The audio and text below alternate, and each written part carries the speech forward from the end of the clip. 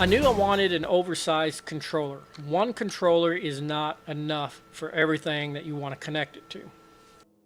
So ME controller, this is where I started. From here, I just connected an interface terminal. From the ME controller, I just built regular cable over to a bunch of drive bays and put one drive in it. It's already maxed out, 63 of 63 types, and it's almost full.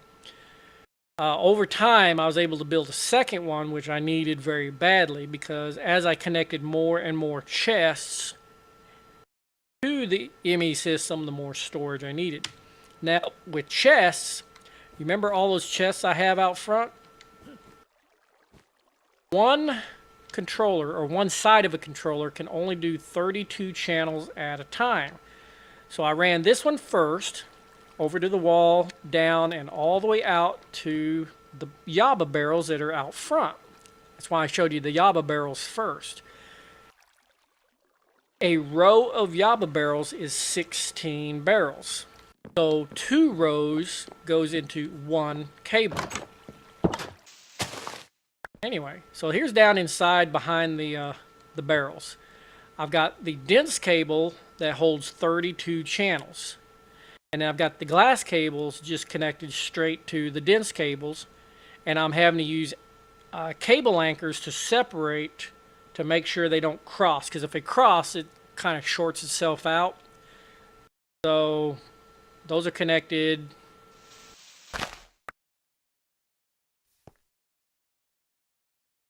directly to the cables. All right. And then, of course, I make sure that the partition is only this goes into that barrel. That's it. So I'm locking the barrel 2 ways. Once in the back and once in the front with the lock. So if it gets down to 0, it won't put something else in there. And that's loud. Alright, so that's why I have dense cables for the barrels. The nice thing about dense cables is they're cheaper than making storage drives. I can use cheap barrels, I can use cheap cables, and I have access to all the barrels. So of course I've expanded this slowly over time. This is expanded over time. This blue one is actually my smeltery. I did the purple, the orange, and the white first. That was the first cables I ran out there. All the barrels. Then I ran the blue, and you can kind of see that you need different sides of the controller for each cable. And I ran the blue, and I used different colors so I don't have to use cable anchors. I made the mistake of using plain black because black connects to everything. So I have to use cable anchors like right here between the lime and the black and the purple. I forgot black connects to every color. Yeah. Killing me. So I've got 23 out of 32 channels. I can still add more to this cable before I. Now over here, you might recognize as the inscribers. I don't have these connected to the ME system. They're separate. I'll show you how this works. In the back, behind the wall, you can see kind of like back behind here, I'm using item ducts. And I started off with 5 inscribers. You also expanded over time? You blame food? Yeah, that's called the middle-age spread. I started off with just a chest that I would drop in diamonds, gold, pure Certus quartz, and silicone, and it would craft out the resources. From the back, it would go in on one color and out on another, and then eventually end up down here to craft the final product, which would then go around to the ender chest. This is the end-all be-all catch-all of the ender chest. This is coming from the chicken farm, coming from the mob grinders, coming from the quarries, Now, you're probably wondering, how is it going so fast? Well, on the import bus, I have these acceleration cards. So if I didn't have the acceleration cards, it wouldn't be able to extract from the chest as fast as it's putting into the chest. Ooh, another quartz. That's need a lot of these. Yellowite ore. I'll show you what I'm doing with the yellowite ore in a little bit. But if I add accelerator card, it withdraws a little bit faster. And if I add all the cards, it just barely stays long enough. So I can input a lot more into here. So the finished product goes into the back here. Just inserting on the purple channel. And goes into the AE system. Ooh. See that? Every time I get a Certus quartz, it automatically goes into my charger, charges up, and then goes back into the AE system. So all of my Certus quartzes are charged Certus quartz. It happens automatically. Now, you're probably wondering, what happens if I need something that needs to be pressed? Well, that's where the interface comes in. I did not program my interface, see this, with how to craft. I only told it what resources I need. Also, the silicone, if I need silicone, that's what this is for. I told it, hey, if I need silicone, insert one nether quartz into this furnace. And then it will export the silicone. So every time I need an item from the AE system, like a calculation processor, if it finds out, hey, we don't have any silicone, it will automatically craft silicone. If it says, hey, we don't have any diamonds, it will automatically inject a diamond, redstone, and silicone into the chest, which automatically goes into the presses, which automatically goes into the stamp, which automatically goes back into the system. So these are all automated. This was down here for experience. Remember what I was saying about the enchanting table needs experience? Well, I can just turn this on, load up on about 20 or 30 experience, off, and now look at that, I got 29 experience. It's just liquid essence is all it is. And if I don't need liquid essence, as I go in and out, it goes into these drains. So I don't even have to think about draining my experience as I earn it out in the world. As I come home, it automatically sucks it out a little at a time.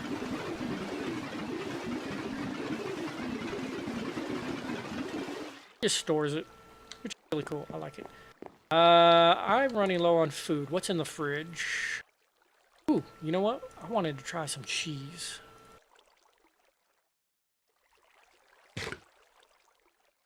That was it. Wasn't very good cheese. What else we got? Scrambled eggs. No scrambled eggs. Just I really need to make that better. It's nighttime. A little bit of lag for some reason.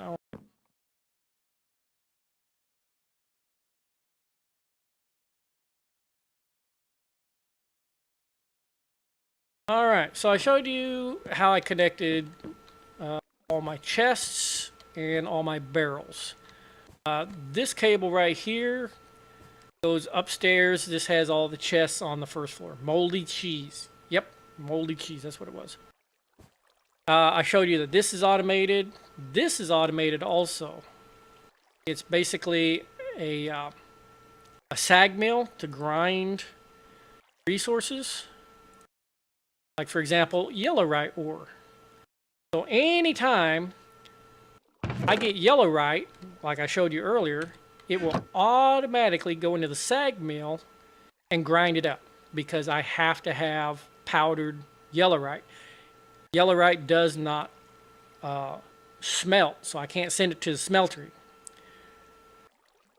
From there, I have it go automatically downstairs.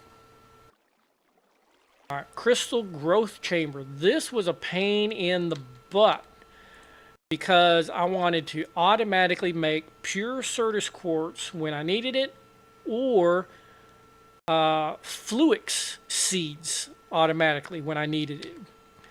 Went ahead and programmed it with pure Certus, Fluix crystals, and pure Fluix crystals, and I had to use a capacity card to be able to make them fit. So they're programmed to go in when needed. Now the problem is this would make about 16% and die. The answer was I had to add another glass cable for power. So just being connected to the system, yeah, it would turn on, but it wasn't enough power to actually power it. Got it programmed. Requires 1 nether quartz, 1 charged Certus crystal, and 1 redstone. When I need a Fluix crystal, it will automatically put it into here. And it's accelerated to take only a few seconds, and it'll suck it out. But it took me forever to figure it out because I needed this extra power. I tried connecting it here, it didn't work. Tried connecting it over here, it didn't work. I finally figured it out. So now that's all automated. Okay, so we've got ores automated. Got Certus quartz, Fluix quartz automated. This is the molecular assembler. Where up here is my crafting system. I've got my coprocessors. I've got my 64K crafting storage. Got my crafting monitor, and it has to stay in a cube. And then these are all my crafting chambers. And they work pretty darn good. If I want to look at everything, all my storage buses, I can come over here. I've got my alloy smelter that will automatically do yellowite, or excuse me, energetic, vibrant, dark steel. This is all Ender IO stuff. Got the silicone, like I was telling you earlier, draconium dust, which comes in really handy because I just now started getting into the draconium evolution mod. And nether brick. I can't remember why I did that. In the chests, I've got it putting resources in. This is not the exact crafting recipe because, like I said, I'm cheating the system. Dropping into a chest, but it's automatically being pulled out of the chest to the appropriate location. Crystal growth. This is my molecular assembler, which I've got it doing the seeds. I've got it doing ME storage cells, and I'm now starting to program the draconic evolution. Why do I have this? Oh, I needed some nether brick for some. Oh, red nether brick. Yeah, building something with that. My SAG mill to automatically do nether quartz to quartz, Fluix dust to Fluix crystal, and pulverized coal, which I need for a lot of stuff. And you have to get the numbers correct too. If it's 2, it's 2. If it's 1, it's 1. All right, you want to see this thing work? I hope it works. I need to make some more 64K storage cells. So let's say craft. Let's say I want to make 10 of them. Next, do I have enough resources? By golly, I do. And then we'll start. All right, up here in the monitor, we can see that we are crafting 10 of these puppies. Got presses going off because I need those. Okay, we need those, so that's working. We got some sag mill going. I need some nether quartz. Nothing in the growth generator yet. Over here in the chambers, we got some stuff being crafted in here.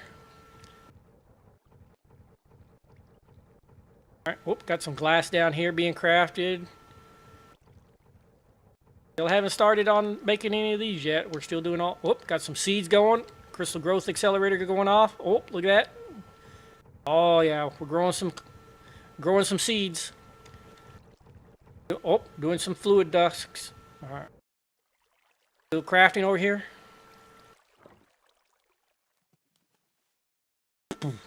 All right, we're still making the resources. Got anything in here?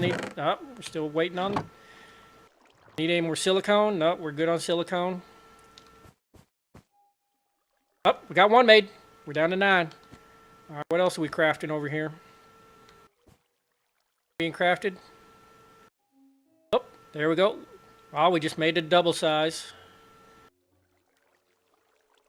Anything in the crystal growth? Nope, everything's grown.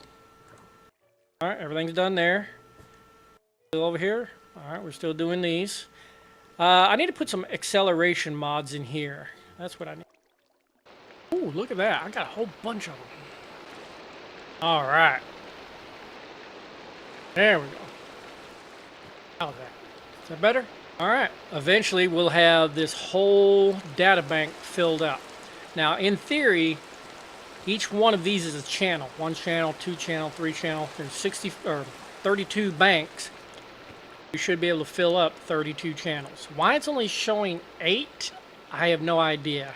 But they should all be working. Alright, this was the basement. But I needed another basement. I needed something for power. This is my extreme reactor. Now, extreme reactors can be from a 3x3 to a 32x32x32.